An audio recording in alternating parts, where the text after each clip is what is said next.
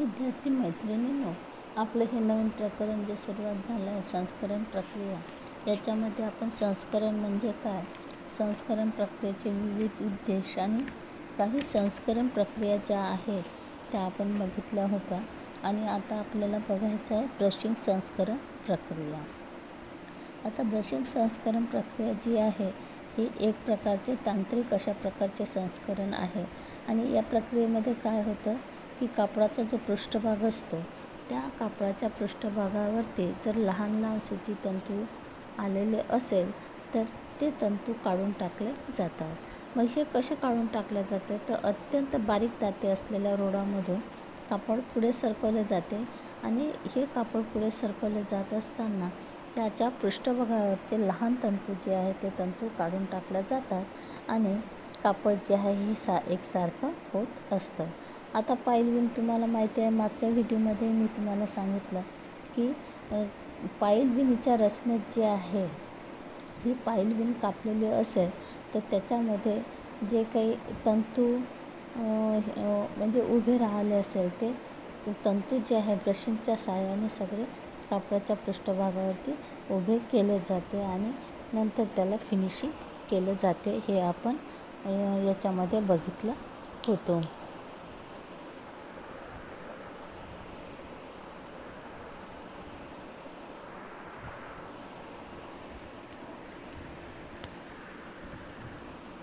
आता आपल्याला सिंजिंग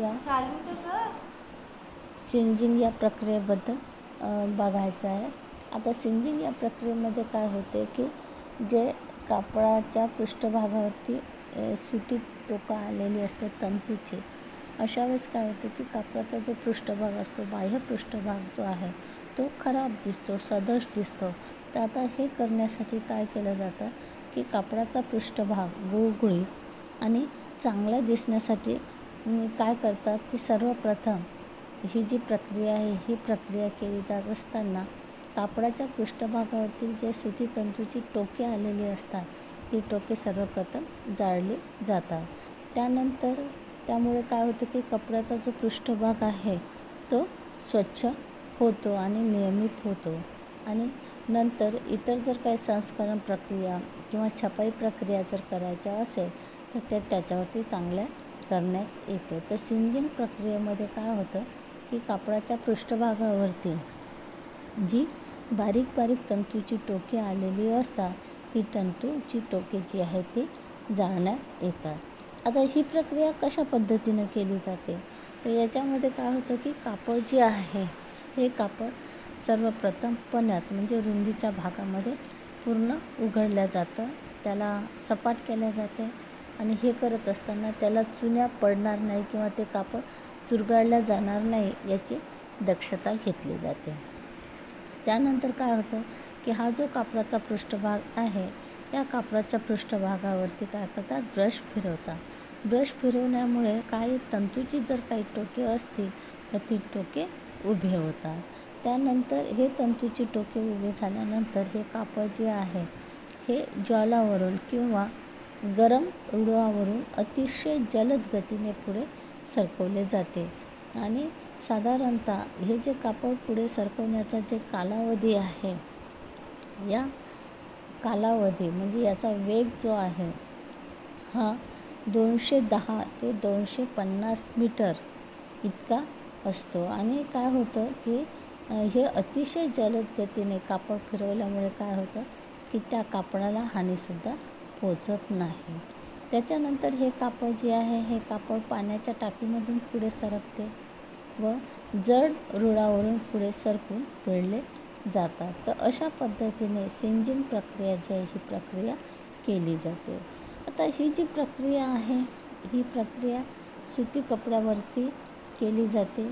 त्यानंतर कित्येक वेळा आखूस तंतूपासून बनवलेल्या रेयॉन या कपड्यांनासुद्धा हे संस्करण जे आहे ही संस्करण प्रक्रिया म्हणजे सिंजिंग प्रक्रिया जी आहे ही केली जाते. आता रेशमी आणि लोकरी तंतू हे दोन्हीही प्राणिज तंतू आहे. या तंतूवरती मात्र ही सिंजिंग प्रक्रिया केली जात नाही, कारण उष्णतेने हे जे तंतू आहे म्हणजे प्राणिज तंतू जे आहे हे प्राणिज तंतू एकमेकांना चिटकतात. त्याच्यामुळे प्राणिज तंतूवरती सिंजिंग प्रक्रिया जी आहे ही प्रक्रिया केली जात नाही. त्याचप्रमाणे तापसंज्ञाशील तंतू म्हणजे मानवनिर्मित जे तंतू आहे, नायलॉन, रेयॉन, त्यानंतर विनियॉन, पॉलिस्टर, म्हणजे तापसंज्ञाशील जे काही तंतू आहे त्या तंतूवरती सुद्धा ही प्रक्रिया केली जात नाही.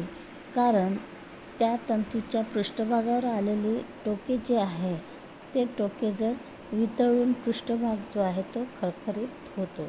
त्याच्यामुळे हे रासायनिक प्रकारचे संस्करण आहे आणि यात ऑक्सिडीकरणाची जी प्रक्रिया आहे ती होते. थोडक्यात सांगायचं झालं तर सिंजिंग प्रक्रिया म्हणजे कापडाच्या पृष्ठभागावरती जे तंतू आलेले असते त्या तंतूची सुती टोके जे आहे ती जाळली जाते आणि कपडा चांगला केला जातो.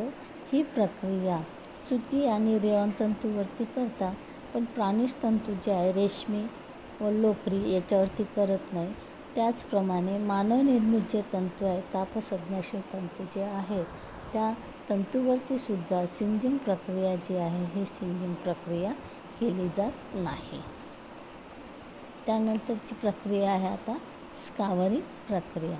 स्कावरिंग प्रक्रियेमध्ये काय होतं की कापडाला मर्सरायझेशन, रंगविणे व छपाई प्रक्रिया करण्यापूर्वी ही स्कावरिंग व विरंजन ह्या ज्या प्रक्रिया आहे ह्या प्रक्रिया केल्या जाते. आता स्कावरिंग म्हणजे काय, तर याच्यामध्ये कापडामध्ये जर काही अशुद्धता असेल तर ती अशुद्धता काढली जाते आणि त्याच्यामुळे काय होतं की कपडा रंगविणे जी प्रक्रिया आहे ही जर समजा कपड्यामधील अशुद्धता जर काढली नाही तर कपडा रंगविण्याची जी प्रक्रिया आहे ती सदोष निर्माण होते. तर आता ही स्कावरिंग प्रक्रिया आहे ही कशा पद्धतीनं केली जाते. आता या संस्करण प्रक्रियेमध्ये काय होतं की अल्कयुक्त द्रावण दाबाखाली काही काळ कापडातून खेळविले जाते.